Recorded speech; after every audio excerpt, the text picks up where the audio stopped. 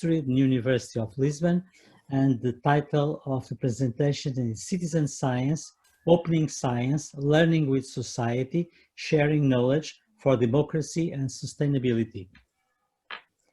Thank you very much, and I would like to congratulate the organizers for this wonderful initiative and to thank the invitation that was addressed to me. So, and once again, Unica and Nova leads the way, representing vision and the commitment, reflecting an innovative and forward-looking vision, and that is very important to understand the mission of higher education institutions and its role and social and cultural responsibility. So the subject of citizen science, like others that gravitate to the vast galaxy of knowledge, occupies an increasing centrality, but in itself, citizen science practices are really not new. So why have we seen in recent years the affirmation of concepts and the development and intensification of movements as significant as citizen science is also a movement, and other movements that in one way or another called relationship between science and society? I think that we already knew, and there were presented some projects not only about citizen science, but about this relationship between science and society. And of course, citizen science specifically have a much more remote past and most often associated with the exercise of academic and scientific activity, especially in the fields of life science, but not only. So in recent years, things change. And what I think it's one of the most interesting aspects is the fact that the incentives associated with citizen science practices no longer arise only from the academic community, but also from other actors, namely public entities, companies, and various social groups. So this approximation between science and society has acquired a remarkable fertility, reflecting not only an important change in the scientific and academic activity itself, but among any resistance and conservatism, it is true, but it also results changes and the growing pressure from society itself. So scientific activity, and we've seen it, is being developed in a more demanding society in relation to political, institutional, and scientists'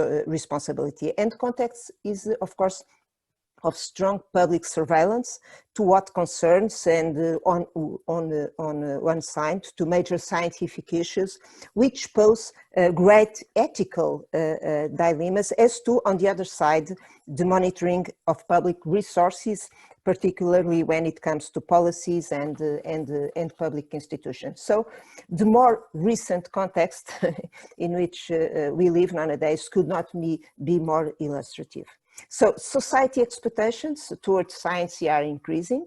People look for institutional and regulatory frameworks and claim for means not only to evaluate, promote, and assure their accomplishment, but also to legitimize the allocation of resources and to research and to scientific activity. So science must be under this kind of auspices of social control, and society is changing. So society is changing from one side, and perhaps at a slower pace and facing various resistance, but undergoing notable changes.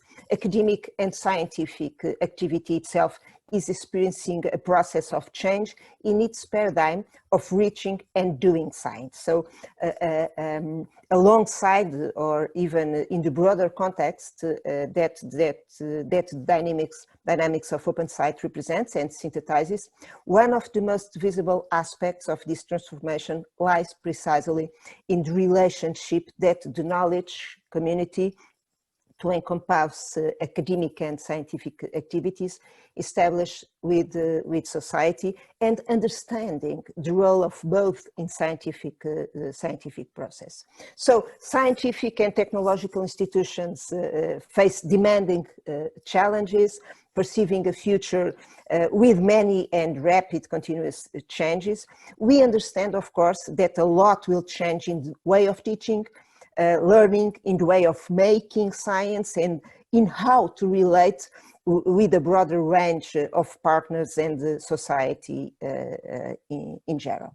So to respond to this clear is compulsive and inherent if we have an understanding of science as a social commitment. That's how I see it. And however, it is now possible any longer to hand over this knowledge to society. So it is in this kind of relation between science and society that another context and renewed expectations emerge. Therefore, we have to pursue a dialectics of greater proximity and engagement, and that's how I understand citizen science, as an expression of the broader relationship that science has with society, and in the context of a diagram of relationship of great interest. We spoke about so many projects, but they really are not only about citizens science. They are about collaborative science, about this broader relation, and citizen science has, of course, implications far beyond the simple collection and deliverable of data, and can fulfill far more comprehensive and demanding levels of involvement in terms of citizen involvement in the process of understanding and creating new knowledge. But citizens are not scientists. We've seen some projects. So on the other hand, there is also a past on the side of the academic and scientific community in its mission of knowledge transfer. So we know by now that it is not enough to communicate and disseminate knowledge or science, especially in some contexts more difficult. So we must create effective mechanisms, and when citizen science and other kind of tools like this one are integrated in academic activities, this grows and transform the way of learning. Of course, we also need a society which is more engaged with science, culture, knowledge, able to appropriate it and take it as its own, to make it more natural and intrinsic. So that's this kind of dialogue that I think that is very important.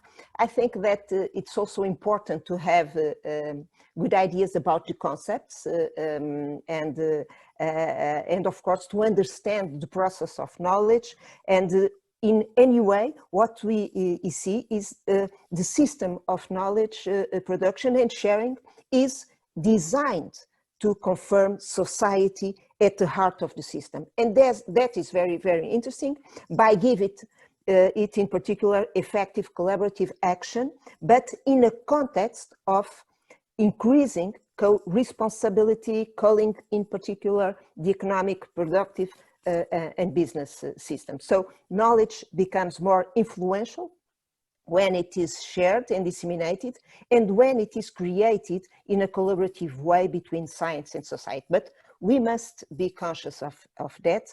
And in summary, and with regards specifically to citizen science and its practice, I know, and my argument is the same that you share. Citizen science nowadays represents an important pillar in the process of building, acquiring, and sharing knowledge.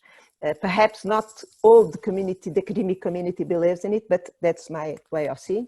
I think that the dominant digital environment is a relevant element, of course, expanding and enhancing the scale and breadth of citizen science projects using digital media. And it is important to understand its relationship with digital literacy, access and use of digital media. I think also that the pressure from the sense of scrutiny of scientific activity and the participation of society in the process of creating knowledge and democratizing it are absolutely decisive in this process. So citizen science is an extraordinarily fertile path for the production of knowledge and for the relationship between science and society, co-creation, co-innovation, but it has a lot of levels, and we must be aware of that. So citizen science and other movements in some way associated is in fashion, and thankfully, I think that's good, but not everything is citizen science, and citizen science is not for everything, but it serves us all and the knowledge community in various scientific fields and society in general. But there are several risks in its instrumentalization, and it is necessary also to be careful about the way it is considered in processes of evaluation and funding, and even funding the scientific activity.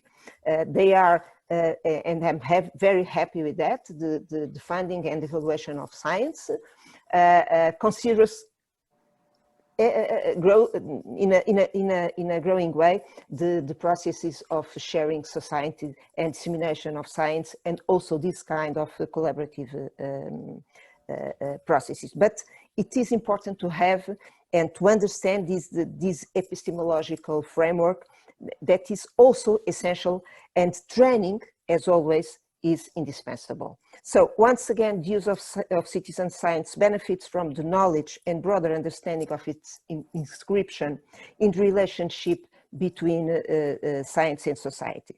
But I think that this is the most revolutionary aspect, powerful and fertile, being able to contribute, accompany, and even shape a transformative process in the relationship between science and society, between society and science, and hopefully in terms of learning and training.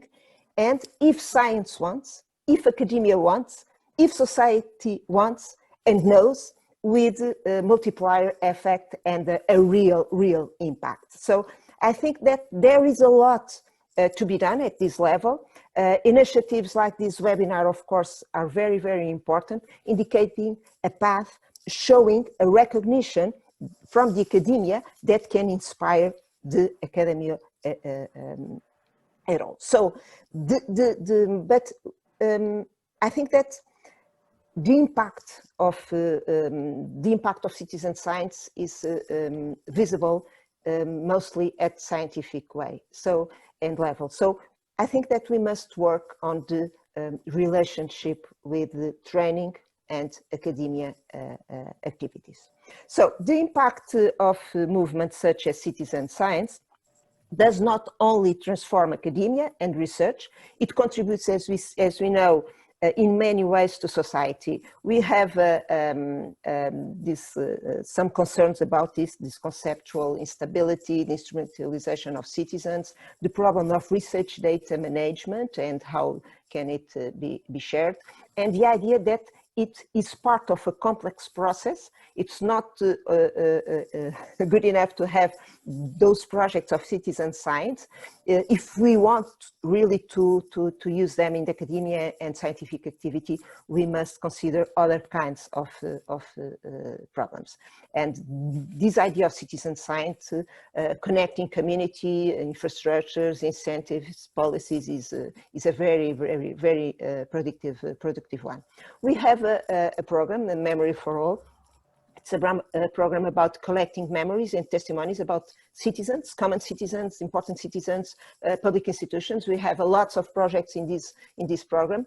It's about collaborative research in the old ecosystem, so including citizen science. And one of the aspects and what shows this program is how, in addition to the contribution to methodological citizens, the dynamics of citizen science is so relevant on the social, health, individual, community levels, promoting a feeling even of recognition, of belonging, of and even fighting isolation and active aging processes. So this is very, very interesting, and we work in this program with the municipality of Lisbon and other cities, and in projects very, very, very different, including in the awareness of the loss of biodiversity. So it's very interesting. So it can be a way, a citizen science and these collaborative projects of approximation, but also of cohesion between academy and society from multiple points of view, in addition to being a privileged tool in the process of democratizing knowledge and in the transformation of the academics community towards greater commitment and social responsibility. So this contribution is very important, also in the way that trust, transparency, and relevance of science increase when carried out in relation to societies, and of course bringing communities together. Citizen science is also a means to promote convergence between science and society and appropriation of science, the appropriation of knowledge by society, being in itself a vehicle for the dissemination of the purpose of Agenda 2030 and a catalyzer for its direct engagement by creating contexts for proximity. I will finish now. And stimulating its appropriation by citizens and institutions. So it's a very warm way, effective way, a very stimulating way to affirm science as a social commitment and its commitment to the future. It implies knowledge, awareness, responsibility. It can happen in multiple contexts, but once again, the university is a perfect ecosystem for a fruitful impact on society and to citizen science and collaborative projects be more transformative and contributing to society. So thank you very much. Thank you very much, Maria Fernanda, for the excellent presentation. And now it's a pleasure